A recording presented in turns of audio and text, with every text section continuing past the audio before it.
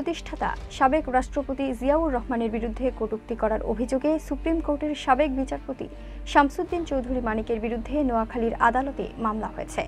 এর পরদিন দুর্নীতি দমন কমিশন দুদকে তার বিরুদ্ধে তদন্তের আর্জি জানিয়ে লিগ্যাল নোটিশ পাঠানো হলো।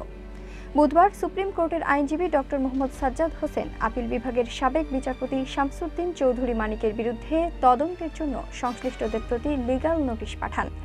লিগ্যাল নোটিশে দুদকের চেয়ারম্যান, তদন্ত কর্মকর্তা, অনুসন্ধান কর্মকর্তা ও সচিবকে বিবাদী করা হয়েছে।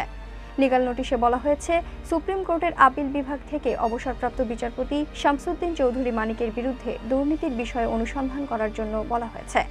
আগামী 7 দিনের মধ্যে এ বিষয়ে পদক্ষেপ গ্রহণ না করলে তার প্রতিকার চেয়ে ব্যবস্থা গ্রহণ করা হবে বলে জানিয়েছেন আইনজীবী। এর আগে বিএনপির প্রতিষ্ঠাতা সাবেক রাষ্ট্রপতি জিয়াউর রহমানের বিরুদ্ধে কটূক্তি করার অভিযোগে সুপ্রিম কোর্টের সাবেক বিচারপতি শামসুদ্দিন চৌধুরী মানিকের বিরুদ্ধে নোয়াখালীর আদালতে মামলা করেন।